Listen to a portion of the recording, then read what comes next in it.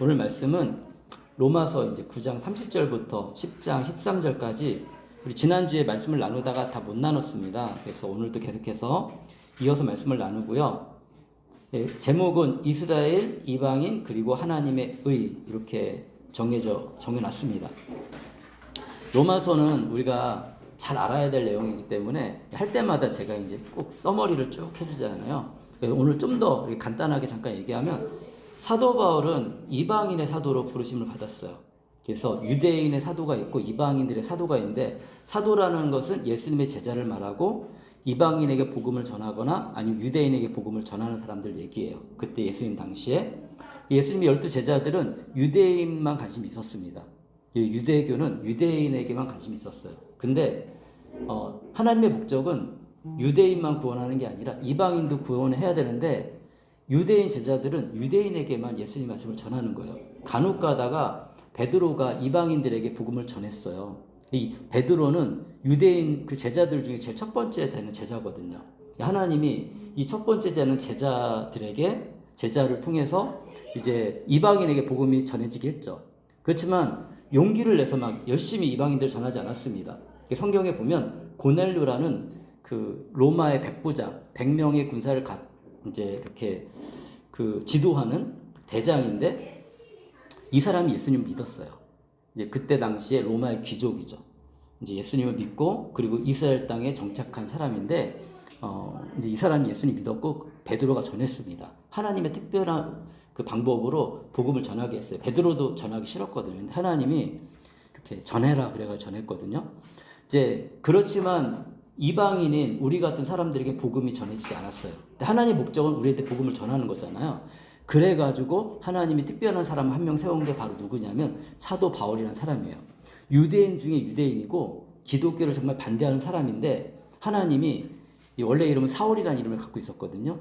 이 청년을 하나님이 부르셔가지고 갑자기 부르셔서 예수님 만나주시고 특별한 경험을 했죠. 눈을 머는 경험을 해가지고 또 예수님의 이름으로 눈이 다시 떠지면서 이 사람이 삶으로 예수님을 경험하고 나서, 예수님이 정말 내가 반대할 뿐이 아니라 내가 믿고 따라가야 될 뿐이구나, 이걸 깨닫고 나서 예수님을 전하기 시작합니다. 그래서 이 사람이 쓴 성경책 중에, 성경책을 많이 썼거든요. 편지를 많이 썼는데 그 편지 중에 하나가 로마서고, 로마에 있는 성도들이 거기는 유대인들도 있지만 이방인들도 예수님 믿었거든요. 시간이 좀 오래 흘러가니까 이방인들에게도 복음이 전해졌고 이제 사도들도 인정해주게 됐어요. 그래서 이방인들도 예수님 믿고 있지만 우리가 과연 믿는 바가 무엇인지를 잘 정립되지 않는 거예요. 그래서 이 공부를 많이 한 사도 바울이 잘 정립해서 쓴 편지가 이 로마서라는 편지고, 그 로마서라는 편지를 우리가 잘 이해하게 되면 그러면 어떻게 우리가 믿음을 가질 수 있는가를 아주 쉽게 설명합니다. 제 입장에 쉽다고 하지만 또 처음 이 이야기를 듣는 입장에서는 좀 어렵죠. 간단합니다. 사도 바울이 주장한 거는 사실은 이겁니다. 이 세상에 있는 모든 사람은 다 죄인이다. 유대인도 죄인이고 하나님을 믿는 유대인도 율법을 완전히 지킬 수 없으니까 죄인이고, 이방인들은 율법도 없고 자기의 어떤 도덕법으로 살고 있는데 자기의 도덕법도 잘 지키지 못하니까 죄인이다. 하나님을 떠나는 게, 사실 하나님을 떠난 게 죄다. 성경에서 이걸 얘기하고 있습니다. 하나님을 떠나면서 우리가 스스로 잘 살아야 되는데 잘 못 살게 됐거든요. 실패도 많이 하고 완벽하지 않고 자기 자신에게 실망도 하고, 때로는 하나님 없는 세상 속에는 잘못하면 굉장히 어둡게 삶이 바뀔 수도 있어요. 그래서 예를 들면 요즘에 우리가 생각해 볼 수 있는 게, 저는 요즘에 이제 미국 많이 생각나는데, 원래 하나님의 그 나라로 세운 나라인데 그런 나라 할지라도 하나님을 향한 믿음이 사라지잖아요. 그러면 어느 지경에 나타나냐면 이렇게 자신의 유익을 위해서 다른 사람을 상처 주는 나라가 지금 됐기도 했고, 그 안에 그러면 이런 태도를 가지고 살아가는 많은 사람들 가운데 일부 사람들은 펜타닐 많이 들어갔잖아요. 그죠? 똑똑하고 총명하고 돈 있는 사람들이 그 펜타닐에 접근해가지고 완전히 그 인생이 사라져버리는, 그냥 허무한 인생을 변해버리는, 이제 그게 바로 뭐냐면 그런 모든 것들이 성경에서는 죄의 결과라고 얘기하고 있습니다. 근데 또 성경에서는 또 다른 면들을 보여주는데, 이방인을 할지라도 예수님을 믿으면 일단 법적으로 우리를 의롭다고 하나님이 여겨주시고 그때부터 하나님이 우리를 수술하신다고 얘기하고 있어요. 수술한다는 거는 우리 안에 성령님이 함께 하셔서 하나님의 영이거든요. 그 영이 끊임없이 우리의 잘못된 생각들과 태도들에 대해서 말씀해 주시고 또 이런 예배를 통해 이제 생각하거든요. 우리는 인간은 생각하면서 발전하잖아요. 하나님이 너무 잘 아세요. 그래가지고 그냥 이게 미신과 좀 달라요. 오늘 제가 이제 목회 칼럼에도 제가 써놨는데 제가 모형론이라는 것들을 책을 좀 읽으면서 거기서도 제가 하나님을 알아가면 알아갈수록 놀라운 게 있는데 뭐냐면 하나님은 미신적이지 않아요. 하나님을 모르면 미신적이라고 생각할 수 있는데 뭐 기적도 막 일어나고 그러니까 미신적이라고 생각할 수 있지만 그 구조 자체가 달라요. 뭐 예를 들어서 중국에 신화들이 많이 있는데 이화라는 신이 있거든요. 세상을 창조한 신이야. 근데 그 겨드랑이에서 사람이 나와요. 겨드랑이에서 이제 우리 인간이 만들어지거든요. 이런 건 우리가 믿을 수 없지. 이거는 너무 논리적이지 않잖아요. 물론 하나님이 인간을 창조하셨다. 이것도 참 쉬운 건 아니지만 그래도 성경을 보면 그런 얘기는 안 나와요. 너무 황당한 얘기는 안 나와요. 그리고 중요한 건 뭐냐면 이 모든 그런 역사 그리고 인물 그리고 어떤 사건 이런 것들이 한 명의 초점이 딱 맞춰져 있어요. 그게 누구냐면 예수님이에요.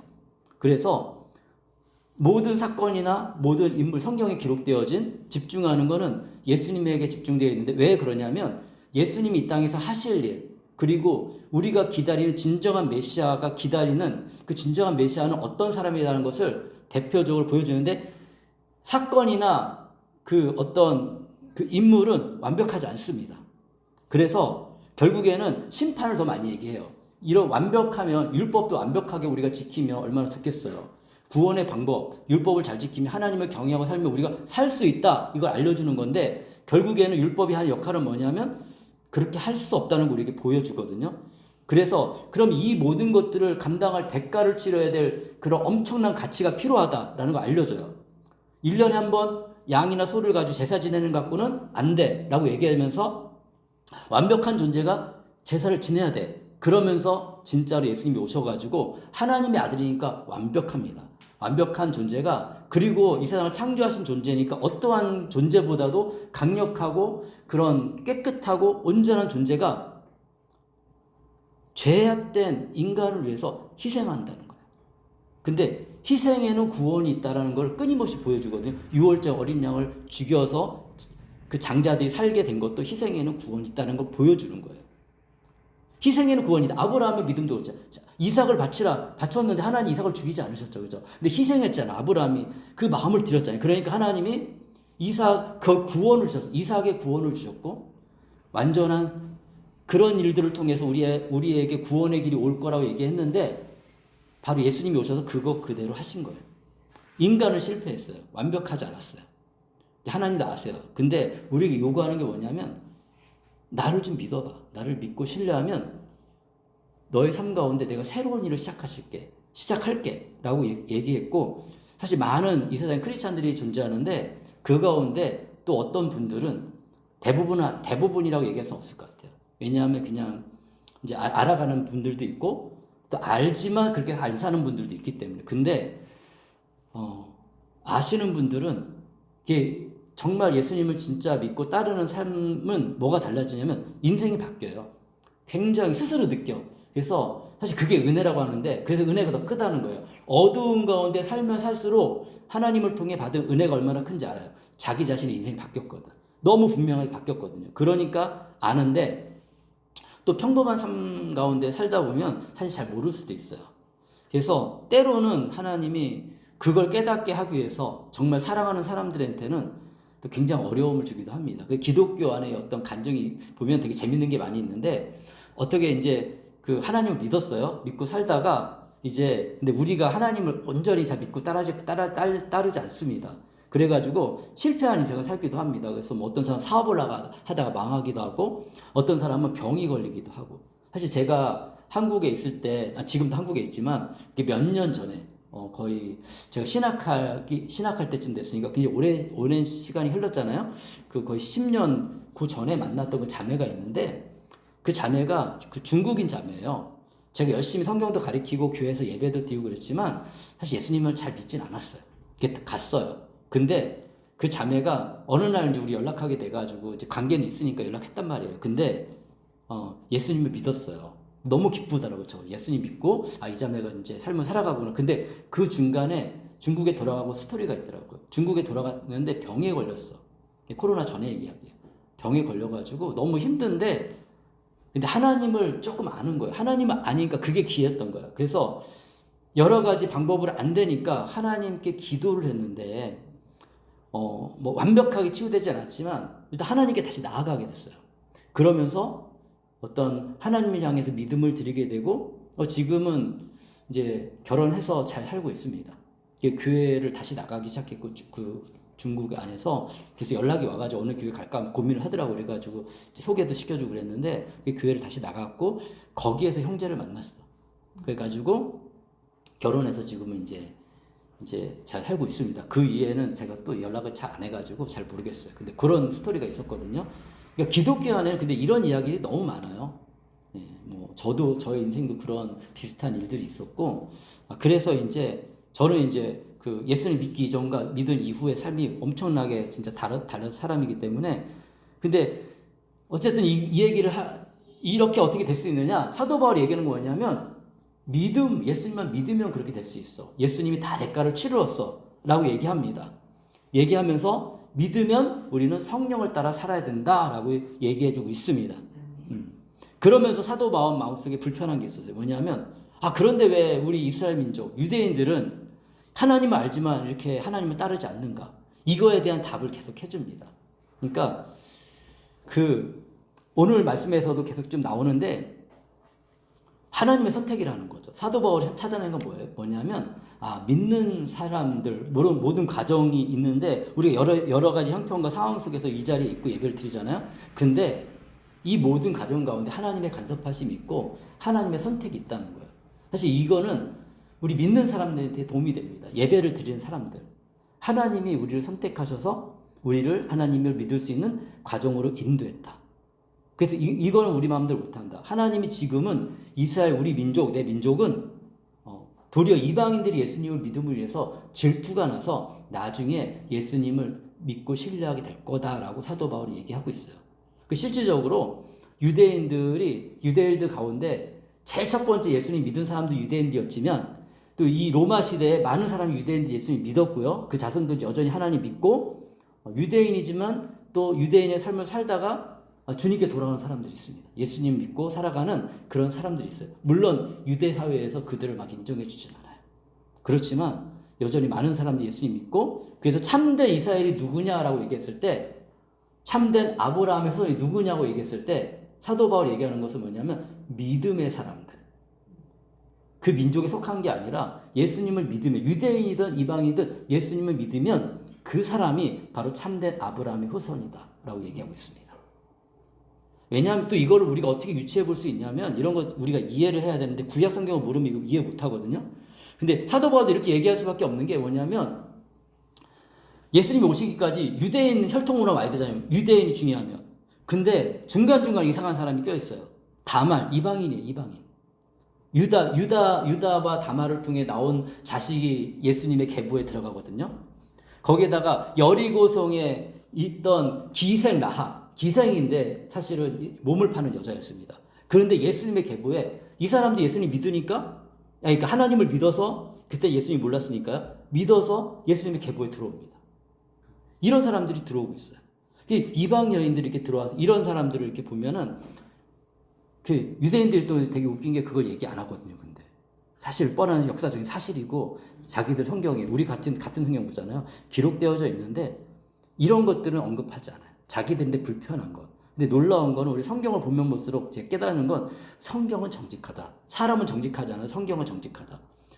보세요. 밧세바. 그 다윗과 밧세바 불륜이잖아요.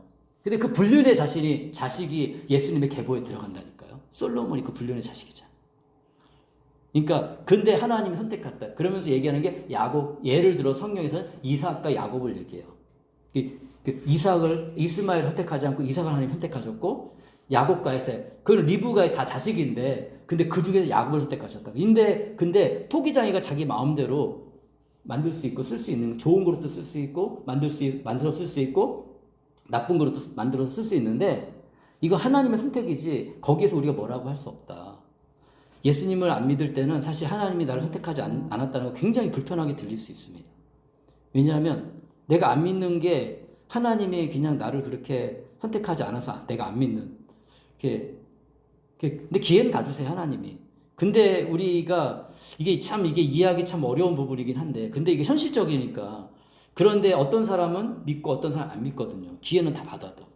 그리고 믿음을 갖고 살다 보면 이제 알고 그 안에 들어가 봐야지 알 거예요. 그 안에 들어가 살다 보면 하나님이 정말 이렇게 도우시는 거구나. 근데 요것까지 알기가 진짜 어렵습니다. 저도 유학생들하고 같이 있지만 유학생들 가운데 정말 믿음이 있는 친구들이 있거든요. 이 친구들은 뭐냐면 그 경험이 있어요.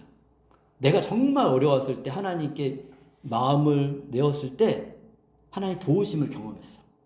여기 한국에서 우리가 살아가는 지금 세상 속에. 그래서 나와서 예배 드리는 거예요, 그 친구들은. 그리고 되게 재밌는 건요, 형편이 평안하고 돈이 많은 사람들이 예수님 잘 안 믿어. 유학생들도 그렇거든요. 유학생들도 형편 좋은 애들이 많아요. 그냥 부모님 의지에 살아갈 수 있는 친구들. 뭐 부족한 없는 아이들이 있어. 근데 특성이 있어요. 이런 아이들은 공부도 안 하고요, 예수님도 안 믿어. 열심히 놀러 다닙니다. 돈 있으니까. 그렇게 이 젊음의 소중한 시간을 다 낭비하고, 그리고 그냥 돌아가서 부모님 의지에서 살려고 생각하고 있어요. 이게 바른 생각은 아니잖아요. 어느 정도 우리 한국 대학생들 생각해보면 이 정도 이렇게 대학교 다닐 정도면 이런 생각도 있어요. 그래가지고 깨워서 내 인생을 고민하고 살아가는데, 사실은 많은 유학생들이 그렇지 못해요. 내 고민을 하지 않아. 저는 깨어있는 사람이 보면 보이거든요. 그 안타까우니까 이 아이들 건져내야겠다 싶어서 만나서 이렇게 예수님도 전하고 한글도 가르쳐주면서, 한글 가르쳐야지 저를 만나거든요. 한글 안 가르치면 저 안 만나요. 이 나이 든 사람을 왜 만나겠어요. 이렇게 놀러 다니고 자기들끼리 노는 게 편하지. 근데 그래서 필요가 있는 사람이 저를 만나는데, 올해도 많이 왔잖아요. 많이 왔었는데 우르르 왔다고 우르르 다 갔거든요. 근데 보면은 딱 저 이제 오래 하다 보니까 보여. 이 아이의 형편과 상황과 마음 상태에 따라서 공부를 열심히 하는 친구가 있고 공부를 열심히 안 하는 친구가 있는데, 적어도 너무 감사한 우리 교회 나오는 친구들은 뭔가 생각이 있어서 그 공부를 열심히 해요. 한국어 안 되지만 열심히 해. 사실 능력의 차이도 사실 있습니다, 우리가. 왜냐하면 현실이 좀 그런 게 있어요. 능력이 안 될 때가 있거든요. 저도 능력이 안 될 때가 있어요. 근데 어떻게 하냐면 그때 하나님께 기도하는 거예요. 근데 하나님이 놀랍게 변화시키는 그런 것들을 눈으로 봅니다. 그래서 하나님이 정말 신실하게 우리를 인도하시고 이끌어 가시는구나. 그래서 저는 그걸 봤는데, 저는 이제 그 인생을 살아보며 극복했기 때문에 이걸 봤는데, 사도 바울도 그렇게 엄청난 일 하다가 자기도 이제 자기 삶이 변화되고 깨달은 게 있어요. 근데 자기 유대인들을 보니까 그렇지 않은 거예요. 여전히 귀를 막고 있고 하나님을 따르지 않고 도리어 하나님이 자신의 옛날 모습값처럼 살고 있으니까 안타까우면서도 자기 부르심을, 이방인들 향해 부르심을 받았잖아요. 그러니까 이런 편지를 쓰면서도 사실 내가 그런 오해도 받았어요. 이방인을 사랑하고 유대인을 싫어한다, 유대인 반대한다, 이런 오해를 엄청 받았거든요. 이방인한테 복음을 전하고 유대인한테 자꾸 얘기하거든요. 잔소리하고 저처럼. 그러니까 싫어하죠. 잔소리 받는 거 싫잖아요. 잘못했다는 걸 잘못했다고 얘기했을 때 싫은 게 사실 사람 마음이거든요. 근데 마음이 막 삐뚤어진 사람들은 막 화를 내거든요. 그리고 모함하고, 사도 바울이 그런 상황이었습니다. 사도 바울이 평생 얘기한 게, 나는 하나님께 부르심받은 사도 맞아. 그리고 내가 전하는 거는 맞아. 그리고 다른 사도들도 다 인정해줬어. 그 여러분들 내 편지를 통해서 이렇게 변화되고, 내가 어디 잘못한 말이 있습니까? 내가 여러분한테 도움을 달라고 했습니까? 정말 나는 내가 열심히 일하면서 열심히 노력해가지고 여러분을 섬기고 있습니다. 사도 바울이 이렇게 얘기했다고요. 편지들이 다 그런 마음이 담겨져 있어요. 사도 바울도 인간이니까 얼마나 괴로웠겠어요. 거기에다가 불편함도 있었거든요. 눈 한번 멀었다가 눈을 떠졌는데, 그 다음부터 뭐가 있었냐, 하나님이 이게 힘든 걸 남겨놓으셨어요. 사도 바울이 교만하지 않게 하나신 것 같아요. 간질병 같은 걸 남겨주셔가지고, 어떤 역사학자는 눈이 너무 괴로워서 일을 못했다는 얘기도 있고, 어떤 역사학자는 이렇게 막 말씀을 전하다 갑자기 간질이 걸리는 거예요. 생각해보세요. 사도 바울이 기도한 사람이다. 근데 자기 병은 못 고치는 거예요. 사도 바울 이걸로 그래서 자기 고백하고, 내가 이걸 3번을 기도했다. 근데 하나님이 얘기한, 내 은혜가 내가 족하다. 이 기독교의 특성이에요. 뭐냐면 자기는 뭐 이렇게 또 뭐 별거 아니야. 근데 또 다른 사람은 또 도와줘요. 그리고 하나님을 알면은 그때는 교만하지 않게 해서 또 내 불편한 거 하나님 바꾸지 않는 것들도 있어요. 이렇게 이 사도 바울 같은 게 병이 있었죠. 현대 이술 같으면 고칠 수 있었을지 모르겠지만, 이때 당시는 뭐 그런 것도 없었고, 그래서 누가라는 의사가 같이 옆에 다녔어요. 그 사람이 누구냐면 누가 복음이랑 쓴 사람이에요. 그래서 이 사도행전도 쓴 사람이 그 사람이. 그때 당시 의사들이 똑똑했거든요. 글을 쓸 수 있었거든요. 그래가지고 기록을 남겼는데, 그 평생 그렇지만 끝까지 하나님을 신뢰하고 믿음을 살았다. 그것도 이상하잖아요. 그러니까 이거 고민해봐야 돼. 왜 이 사람들이 이렇게 살았는지. 그러면서 이제 사도가 얘기하고 싶은 건 이겁니다. 우리 다 본 거지만 한번 빨리 읽으면, 그러면 우리가 무엇이라 말하겠습니까? 의를 추구하지 않는 이방 사람들이 의를 얻었습니다. 그것은 믿음에서 난 겁니다. 이방 사람들도 의롭게 됐습니다. 어떻게? 예수님 믿으니까 의롭게 됐습니다. 라고 얘기하면서 로마서 9장 31, 32절에는 그런데 이스라엘은 의의 율법을 추구했지만, 그러니까 이스라엘 사람들은 율법을 지키려고 했어요. 그 율법에 이르지는 못했습니다. 근데 율법을 통해 구원을 받아야 되는데 거기 이르지 못한 거예요. 어찌하여 그렇게 되었습니까? 그들은 믿음에 근거하여 의에 이르한 것이 아니라 예수님을 믿고 하나님을 신뢰하고 하나님을 보내신 아들을 믿고 의롭게 되려는 게 아니라 행위에 근거해서 의에 이르려고 했습니다. 사실 유대인들만 그런 게 아닙니다. 우리들도 우리 행위로 의롭게 되려고 해요. 우리가 세상이 그렇거든요. 우리가 잘하면 세상을 박수 쳐주고요. 우리가 잘 못하면 세상은 우리를 비난합니다. 그러니까 뭐 누구에게 나에 나타내기 위해서 정말 열심히 하고 그러는데, 그러다 보니까 하나님께서 인정받는 것도 그럴 거라고 생각했어요. 유대인들도 똑같아요. 그런데 사도가 얘기하는 건 뭐냐면 그거 갖고 안 돼. 왜냐하면 그 죄의 무게가 너무 무거워요. 그러니까 아무리 내가 착한 일을 많이 하고 내가 세상을 위해서 정말 헌신해도 이 죄의 무게를 그거 갖고 감당이 안 되는 거예요.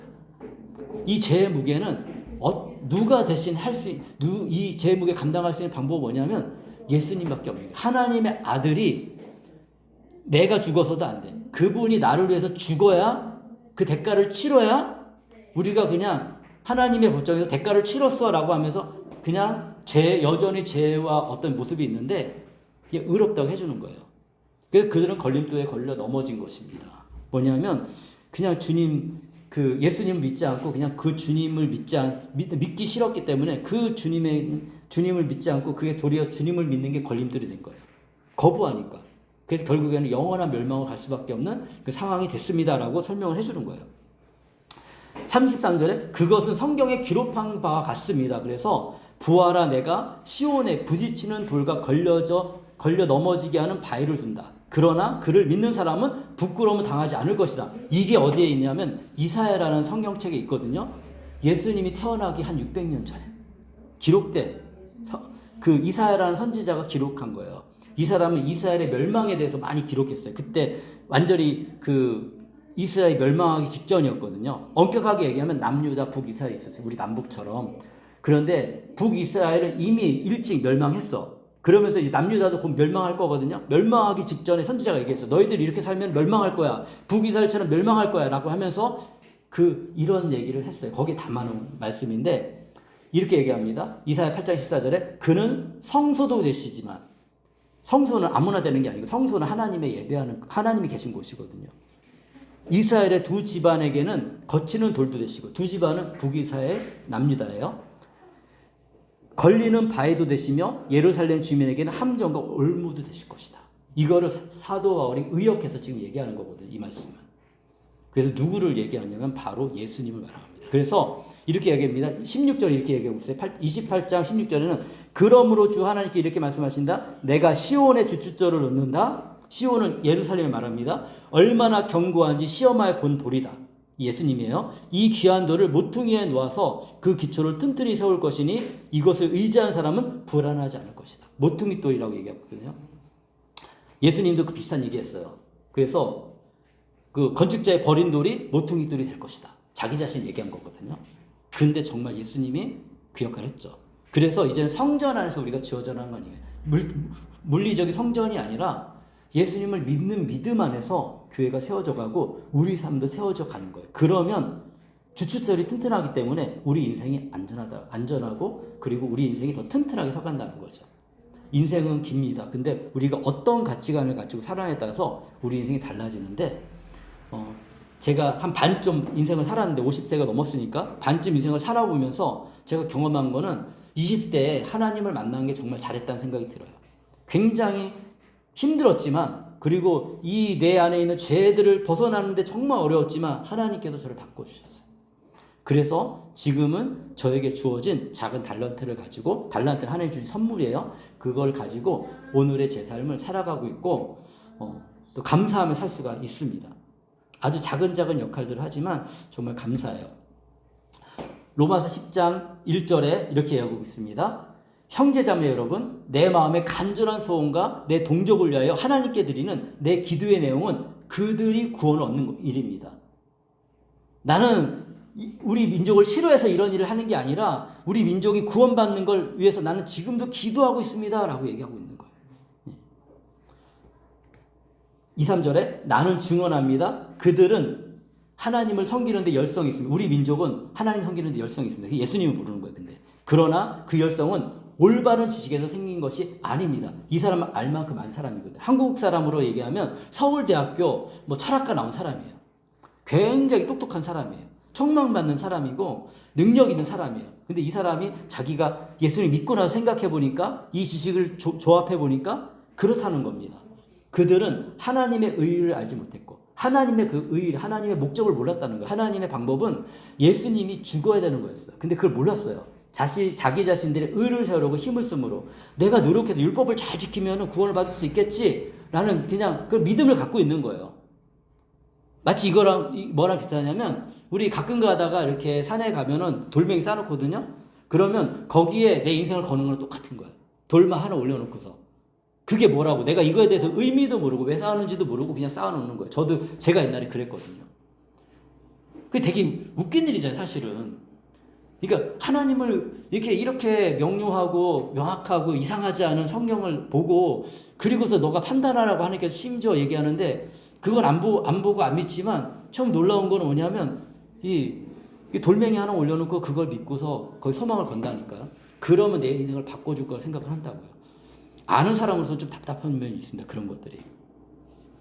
그래서 자신의 의를 세우려고 힘쓰므로 하나님의 의에는 복종하지 않게 됐습니다. 유대인뿐만 아니라 사실 이방인들도 다 그렇게 살고 있습니다. 10장 4절에 그러므로 그리스도는 율법의 끝마침이 되셔서, 그러니까 율법은 뭐냐면 이거 안 돼. 이렇게 하면 좋은데 너희는 절대 할 수 없어 라고 얘기해요. 600여 가지의 율법이 있거든요. 굉장히 많잖아요. 그거 다 외우기도 힘들어. 그러니까 이 사도 바울도 바리새파 사람이었는데 바리새파 사람들은 이거를 다 외웠어요. 외우고 똑똑한 사람들이니까 이 암기 능력이 어릴 때부터 외우면 외워져요. 예, 저도 젊을 때는 막 외우고 막 그랬는데 지금 잘 안 되지만 우리 사도신경 계속 하니까 외워지잖아요. 자연스럽게 외워지잖아요. 그런 것처럼 외워지거든요. 어릴 때부터 그렇게 하니까. 그런데 삶을 제대로 못 사는 거야. 그리고 되게 사람이 양심이 안 좋은 게 예수님도 그거 지적하거든요. 뭐냐면 예수님이 안식일날 사람을 병에 고쳐줬어. 고쳐준 거에 대해서 사람들이 막 왜 안식일날 일하냐 이랬어요. 그런데 예수님이 거기다 얘기하는 게 뭐냐면 근데 왜 너희들은 안식일날 소나 양이 구덩이에 빠지면 건져내니? 질문하는 거예요. 양심이 없는 거죠. 무슨 양심이 없어요? 진짜 100% 율법을 지키는 사람이면 소나 양이나 자기 재산이 그 생명이 자기 자식이 빠졌어도 가만히 있어야지. 안 그러잖아요. 그죠? 그래도 건져내는 게 중요하니까. 하물며 내가 이 고통받는 여인을, 이 고통받는 사람을 이 안식일에 고친다고 너희들이 나한테 뭐라고 하느냐. 너희들이 성경을 잘못 깨닫고 있다. 안식일은 인간을 위해서 주어진 거지 하나님을 위해서 주어진 게 아니다. 우리를 위해서 하나님 모범을 보이신 거예요. 일주일 6일씩 일했으면 7일날 쉬어라. 하나님 말씀하셨으면 하셨거든요. 그래서 우리가 삶을 살다 보면 이거를 모를 때는 우리 진짜 열심히 한국 사람 열심히 살았거든요. 형편이 좀 좋아지고 또 기독교 문화도 많아지니까. 그리고 또 재밌잖아요. 저는 재밌는 현상이 생각하는데 세상의 구조가 물론 로마가 기독교로 정하는 바람에 어떤 로마의 이런 형식이 우리에게 그대로 전 세계에 남아있지 영향이 그만큼 큰 거죠. 그런데 어쨌든 오늘날 우리가 6일 열심히 일하고 하루 쉬고 요즘에는 이제 5일 열심히 일하고 이틀 쉬고 그죠? 근데 우리에게 힘이 필요하다는 하나님이 말씀해 주시고 이날 하나님 진짜 공평해요. 더 좋은 전 사회주의, 더 좋은 공산주의라고 생각해요. 왜냐하면 동물도 쉬게 하고 사람도 노예도 종도 다 쉬게 해라. 하나님이 이렇게 말씀하시거든요. 근데 이 사람들은 쉼이 아니라 일을 만들어 버렸죠. 그래서 쉼을 가져야 되고요. 우리 삶에 있어서는 쉼도 잘 가져야 돼요. 그냥 막 이렇게 앉아서 하루 종일 게임하는 거 쉬는 게 아니에요. 그러면은 도리어 머리가 더 일을 많이 했기 때문에 너무 힘들어.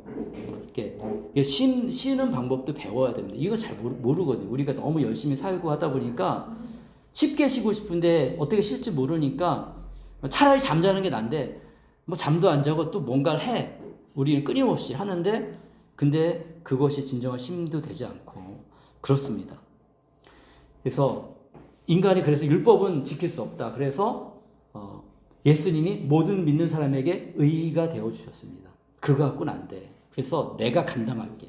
내가 보석금을 내줄게. 얘기하신 거예요. 보석금이거든요. 예수님은 진짜로. 5절에 모세는 율법에 근거한 의를 두고 기록하기를 율법을 행하는 사람은 그것으로 살 것이다 라고 얘기했어요. 율법을 행하면 그것으로 살 것이다. 레위기 18장 5절 이렇게 기록해 있는 거예요. 이 모세가 쓴 건데 그러므로 너희는 내가 세운 규례와 내가 명한 법도를 지켜라. 어떤 사람이든지 이것을 지키려 하면 그것으로 그 사람이 살 수 있다. 나는 주다. 이거 주긴 했어요. 그래서 율법을 준 거거든요. 근데 쉽게 표현해서 십계명도 제대로 못 지키잖아 사람들이. 십계명 알지도 못하지만 제대로 지키지도 못해요. 예수님은 엄격하게 얘기했거든요. 여인을 보고 간음의 마음을 먹으면 그 간음죄라고 했어요. 그러니까 마음속으로 그런 마음만 먹어도 죄다. 그럼 여기 안 걸릴 사람이 누가 있어요? 남자나 여자 다 똑같거든요.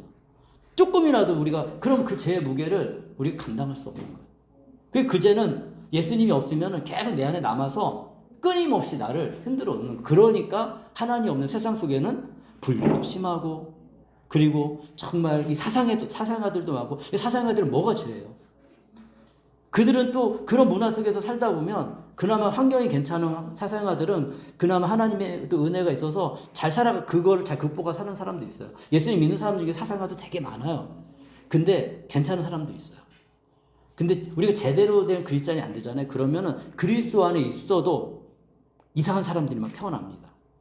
그래서 하나님을 모르고 도리어 그 삶을 굉장히 허랑방탕한 삶을 살면서 사람들을 죽음의 길로 인도하는 저는 러셀 같은 사람이 그렇다고 생각하거든요. 러셀을 아는지 모르겠죠. 굉장히 유명한 철학자입니다. 기독교 가정에서 태어났어. 그렇지만 이 사람은 성인이 돼가지고 철학적으로 아주 유명한 사람이지만 그 삶을 살펴보면 몇 번을 재혼을 해요. 거기서 태어난 아이들은 뭐가 잘못이야. 그리고 그냥 이 사람은 하나님도 없고 아무것도 없으니까 니네들이 알아서 살아라. 책임도 안 지겠지만 좋은 거 주는 것도 아니죠. 근데 기독교 가정들은 그렇게 안 해요. 하나님 모르는 유대인들도 그렇게 하진 않아요. 적어도 정말 그 자녀들을 잘 양육하고 하나님의 그 마음을 심어주려 애쓰지. 예수님을 몰라도 하나님만 알아도 이 정도 되는데 정말 예수님을 바르게 알면 어떻게 될까요? 그러면 지금은 내가 이렇지만 저는 개인적으로 저희 자손들을 많이 기대합니다. 지금 기도하고 있어요. 그래서 저희 자손들 가운데 러셀 같은 사람 안 나타났으면 좋겠다. 네.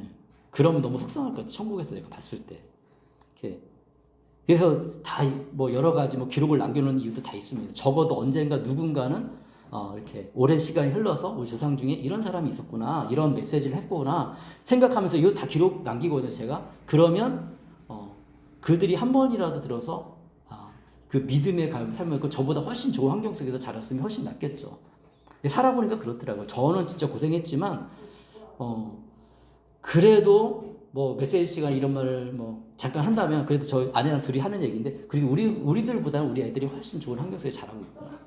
그리고 하나님 복 주시는 게 보여요. 그래서 이렇게 그래서 하나님 이게 그렇게 자연스러운 게 현실적으로 나타나는 것들이 있어요. 제 친구들 중에도 그런 친구도 있거든요. 저는 1세대지만 거의 1.5세대 뭐 그 정도지만 원래 가정이 좀 편안하고 예수님 믿는 가정들이 있어요. 얘네들은 근데 막 열심을 내지 않는데 그래도 좋은 또 장로님도 있고 막 그래요. 근데 하나님보다 잘 돼요. 그때 내가 학생 때는 이해 못해서 똑같이 학교 다니고 근데 얘네들은 왜 하나님보다 이렇게 잘 되지? 근데 지금은 알아요. 부모들의 기도가 있었구나. 예. 하나님의 도우심이 진짜 있긴 있구나. 제가 염려하고 걱정했던 것들 하나님 그때가 되니까 다 해결을 해주시더라고요. 놀라워요. 그래서 그때만 놀라. 특별히 저는 아이들을 키우면서 그게 많이 느껴졌어요. 이런 삶을 사는 게 결코 뭐 쉽지도 않고 재정적으로 쉽지도 않은데 근데 놀라운 기적들이 항상 있어요. 초등학교를 들어갈 때도 중학교로 올라가서 한국에 나와서 중학교 다닐 때도 대학을 들어갈 때도 지금 대학을 다니면서도 하나님이 이렇게 인도하시는 게 정말 놀랍다. 근데 제 기도만 있다고 생각하진 않습니다. 분명히 저희 할머니의 기도가 있고 얘네들 또 할머니, 저희 어머니의 기도가 있고 또 저도 늘 기도하지만 저희 아내의 기도가 있고 그러면서 하나님이 만들어 가시는 거예요. 우리의 인생을. 어떻게 될지 모르겠지만 하나님 그렇게 이끌어 가십니다. 네, 조금만 더 볼게요.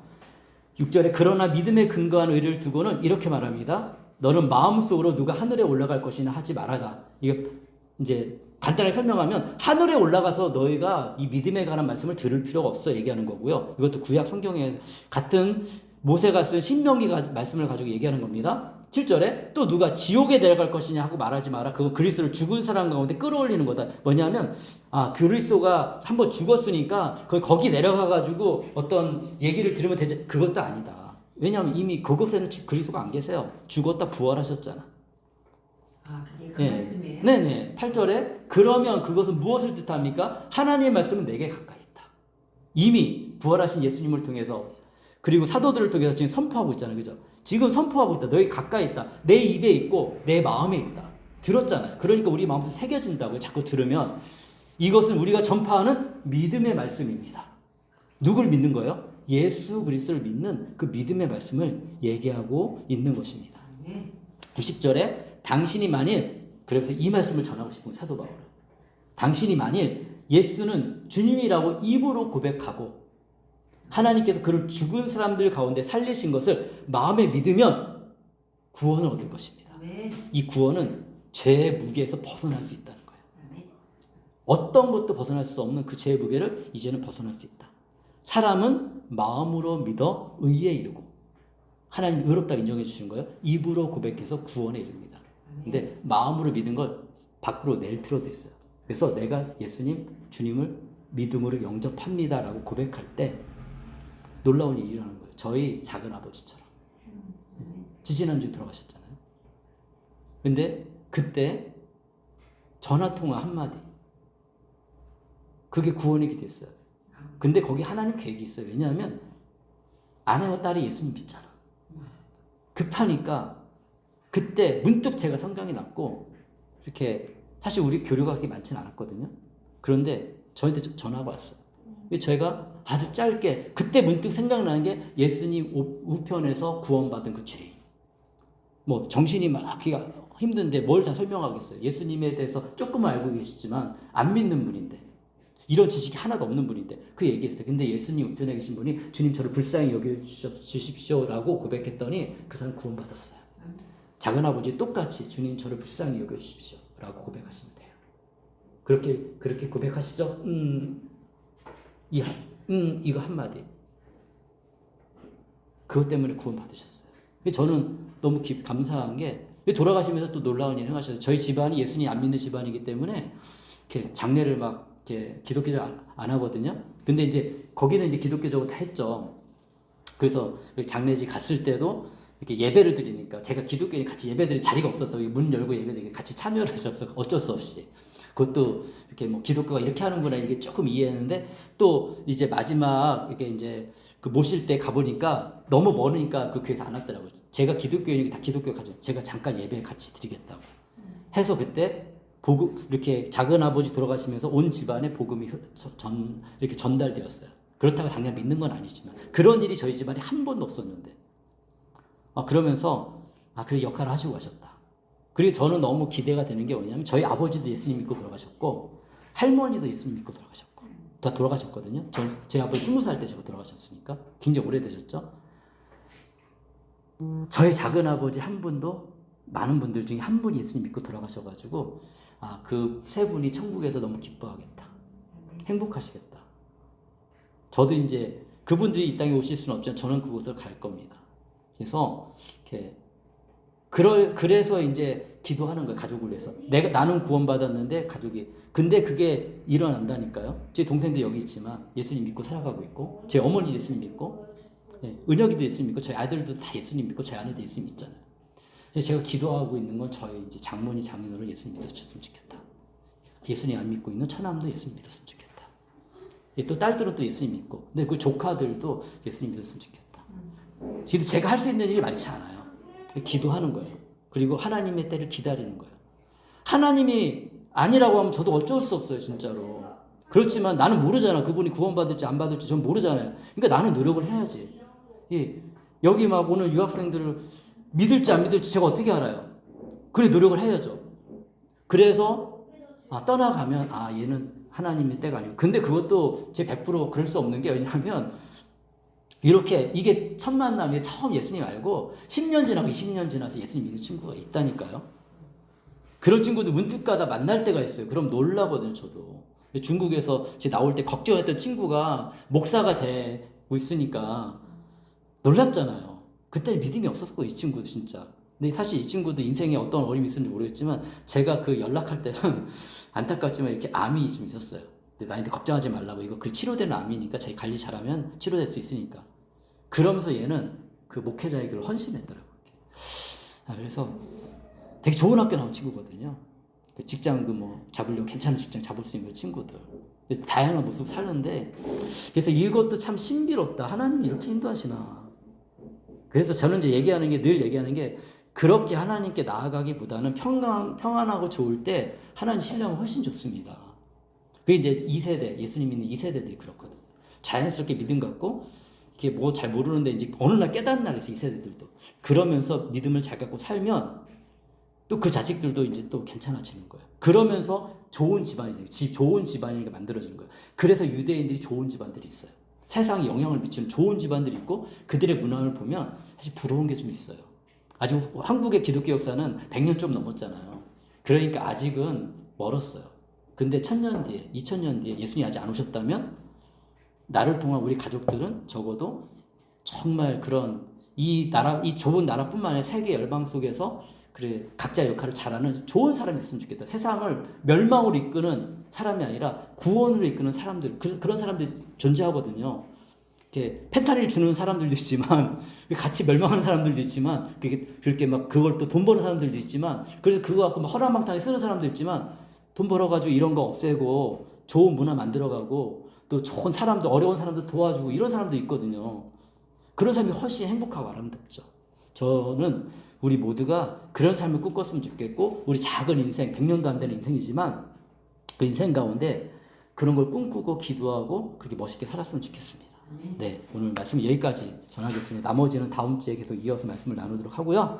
네, 제가 기도하고 이 시간에 잠깐 우리 개인적으로 기도하고 그 다음에 제가 기도가 마치도록 하겠습니다. 네, 기도하겠습니다. 하나님 감사합니다. 오늘 또 주의 말씀을 같이 나누었습니다. 하나님, 신실하지 하나님께서 우리의 삶을 인도하시고 이끄셨던 것처럼 아버지 하나님, 계속해서 우리 사랑하는 우리 성도님들의 삶을 주님 인도해 주시고, 또 그 예수님을 믿는 그 믿음이 무엇인지 알게 해주고 깨닫게 하시고, 기도하겠습니다. 사랑하는 주님 감사합니다. 오늘도 저희들이 주의 말씀 가운데 또 예배를 드렸습니다. 하나님 말씀이 우리 마음에 조금씩 새겨지고 또 기억되어지고 우리 또 생각합니다. 생각 가운데 우리는 또 기도하기도 합니다. 하나님, 그렇지만 또 우리 또 현실 속에서 우리가 감당해야 될 것들도 있습니다. 또 내가 그동안 가지고 왔던 가치관과 또 생각을 가지고 또 달려가는 것들도 있습니다. 그 가운데 하나님 안에서 우리가 잘 조절되어지고 균형을 잡아가고, 그래서 정말 우리의 인생을 통해 아버지, 우리뿐만 아니라 우리의 가족과 또 우리의 이웃들과 우리의 자손들까지 정말 하나님의 축복을 받는 그런 아버지 하나님 은혜를 누릴 수 있도록 도와주시고, 그러기 위해서는 우리의 삶 속에서 또 생생한 주님과 교제 속에서 우리가 또 하나님을 경험해야 되오니, 주님 우리를 기억해 주시고 그런 주님의 은혜를 경험할 수 있도록 우리를 돌봐주시고 인도해 주옵소서. 주님 감사합니다. 찬양합니다. 예수 그리스도의 이름으로 기도합니다. 아멘. 지금은 우리 주 예수 그리스도의 은혜와 하나님의 크신 자신을 희생하신 그 자식을 보내주신 크신 사랑과 성령님의 함께하심이 예수님을 믿고 믿음으로 오늘도 한 걸음씩 걸어가는 우리 모든 믿음의 성도들에게 하나님의 돌보심과 의롭게 하심과 그리고 인도하심이 영원까지 함께 있을지어다. 아멘.